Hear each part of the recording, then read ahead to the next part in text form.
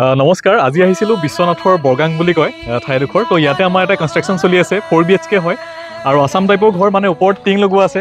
খালি সন্মুখৰ এইখিনি জেগাতহে আমি ছাদ ঢালাই দিছোঁ, কিন্তু কোনো ফালৰ পৰা ধৰিব নোৱাৰে যে এইটো আছাম টাইপৰ নে RCC। আৰু গোটেই ঘৰটো আমাৰ 26,50,000 বাজেটত আমি কৰি আছোঁ।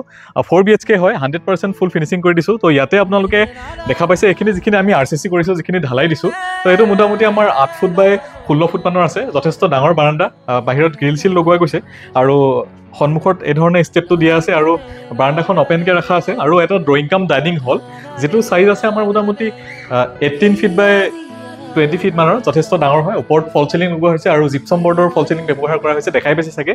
আৰু গ্ৰিলবোৰ ফিটিং হৈ গৈছে উইণ্ড' ভেণ্টিলেশ্যনত। খালি ইয়াতে আমাৰ যিবিলাক এলুমিনিয়ামৰ ড'ৰ ফ্ৰেম আহিব, সেইবোৰ লগাবলৈ, উইণ্ড' ভেণ্টিলেশ্যনৰ আহিব এলুমিনিয়ামৰ, সেইবোৰ লগাব বাকী আছে। 2x2 টাইলছ লগোৱা গৈ আছে, হোৱাইটতে ৰখা আছে। আৰু আপোনালোকেও যদি ঘৰ বনায় তেন্তে হ'লে মানে হোৱাইটতে টাইলছটো ৰাখিব, কাৰণ যিমান বেছি কালাৰফুল কৰিব সিমান ঘৰটো আন্ধাৰ যেন দেখা পায়। আৰু ইয়াতে আমাৰ যিবোৰ কালাৰ চইচ কৰিছে, ইয়াতে যিবোৰ গ্ৰীণ কালাৰ হওক বা যিবোৰ নৰ্মেল যিবোৰ কালাৰ চইচ কৰিছে ক্লাইণ্টে, সেইবোৰ ক্লাইণ্টৰ নিজৰ চইচ মতে কৰিছে। আমি আমাৰ ফালৰ পৰা ডিজাইনবোৰ কৰি দিছোঁ আৰু কালাৰ খালি ব্ৰেণ্ডৰ লিখোঁ বা মেটেৰিয়েলৰ খালি ব্ৰেণ্ডবিলাকহে লিখোঁ, কিন্তু কালাৰ চইচ হওক বাকী গোটেই বস্তুখিনি চেনিটেৰী ফিটিং চইচ, ফল চিলিঙৰ ডিজাইন চইচ গোটেইখিনি ক্লাইণ্টে নিজে কৰে।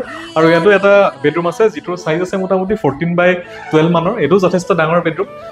চিলিঙৰ ডিজাইনটো আপোনালোকে দেখিছে, ইয়াতে প্ৰিমিয়াম আৰু এপেক্সৰ ভিতৰত আমাৰ এছিয়ানৰ কালাৰ কৰা গৈছে। আৰু টাটা ষ্টিলৰ যিবিলাক আমাৰ ড'ৰ ফ্ৰেম লাগে, তো ফিনিচিং হ'লে এনেকুৱা দেখা পায়। আপোনালোকে একবাৰ ভালদৰে চাই লওক। যিবোৰৰ ঘৰত আমি বৰ্তমান লগাইছোঁ তেওঁলোকে হয়তো ভাবি আছে যে কেনেকুৱা হ'ব, তো এনেকুৱা ধৰণৰ ফিনিচিং হ'লে দেখা পায়। তো এই ধৰণৰ হ'ব। আৰু এইটো এটা bathroom, drawing cum dining hall, এটা বেডৰুম আছে, এইটো অটপ লবি এৰিয়া। আৰু এইটো এটা বাথৰুম, যিটোৰ চাইজ আছে মোটামুটি আমাৰ 8 ফিট বাই 6 ফিট মানৰ। চেনিটেৰী ফিটিংছবিলাক লগাবলৈ বাকী আছে। 2x2 বা 2x4 এই ধৰণৰ টাইলছ লগোৱা গৈছে। গোটেই ঘৰটো মোটামুটি 5 ফিট মান হাইটলৈকে আমি বাথৰুমত টাইলছ লগাই দিছোঁ। আৰু ইয়াতে আমাৰ মানে ফাইবাৰৰ ডোৰ আহিব, এইবোৰ ফিটিং হৈ যাব। ইলেক্ট্ৰিকেলৰ কনচিলবোৰ হৈ আছে, ফিনিচিং হ'বলৈ বাকী আছে। আৰু এইটো এটা বেডৰুম, যিটোৰ চাইজ আছে আমাৰ 12x14 মানৰ। দুটা বেডৰুম দেখা পালে আপোনালোকে, এইটো এটা আৰু ইয়াত এটা। তো ইয়াতো আপোনালোকে ফল চিলিঙত দেখাই পাইছে, মানে জিপছম বৰ্ডৰ ডিজাইন কৰা হৈছে। লাইট চাইট লগালে আৰু ধুনীয়া লাগিব। আৰু সোমাই আহি ইয়াতে অলপমান লবি এৰিয়া টাইপ আছে, ড্ৰয়িং কাম ডাইনিং হল, লগত এটা কিটচেন, যিটো আমি ফুল মডুলাৰ কিটচেন মানে বনাই আছোঁ। 10 ফিট বাই 14 ফিট মানৰ হ'ব গোটেই যিটো আমাৰ কিটচেনটো আছে, মডুলাৰ কিটচেনটো। গোটেই বস্তুবোৰ আমাৰ বনি আছে, ওপৰত প্লেইন চিলিং ৰখা আছে জিপছম বৰ্ডৰ। আৰু সোমাই আহি এইফালে বেক চাইডে যোৱাৰ কাৰণে এটা কৰিডৰ আছে। আৰু ইয়াত এটা বেডৰুম আছে, যিটোৰ চাইজ আছে মোটামুটি 16x14 মানৰ। ডাঙৰ বেডৰুম হয় এইটো, মানে মাষ্টাৰ বেডৰুম হিচাপে তেওঁলোকে ইউজ কৰিব পাৰিব। আৰু ইয়াত আৰু এটা বেডৰুম আছে, তো যিটো বেডৰুমৰ চাইজ আছে মোটামুটি ছেইম 16x14 মানৰ হ'ব। আৰু ইয়াত এটা এটাচ বাথৰুম আছে, যিহেতু master bedroom. Drawing cum dining hall, 4টা বেডৰুম, আৰু এইটো মাষ্টাৰ বেডৰুম। মাষ্টাৰ বেডৰুমৰ লগত এইটো এটাচ বাথৰুম। ইয়াতো 5 ফিট হাইট মানলৈকে আমি টাইলছ ব্যৱহাৰ কৰিছোঁ। আৰু এইবোৰ চেনিটেৰী ফিটিংছবোৰ লগাবলৈ বাকী আছে। ওপৰৰ চিলিঙৰ ডিজাইনবোৰ আপোনালোকে চাব পাৰে। কালাৰবোৰ কমপ্লিট ক্লাইণ্টে নিজে চইচ কৰিছে। আৰু বেক চাইডে যোৱাৰ কাৰণে এফালে এটা কৰিডৰ আছে, যিটো আপোনালোকে হয়তো দেখা পাব।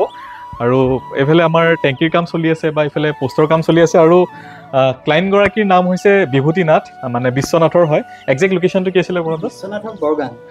বিশ্বনাথৰ বৰগাং বুলি কয়, আৰু বিহালী এইখিনি জেগা, বিহালী বৰগাং। তো কোনোবাই যদি চাওঁ বুলি ভাবে ঘৰখন কেনেকুৱা হৈছে কি কথা, আহি পেলাই লোকেশ্যনটোত আহি চাব পাৰে।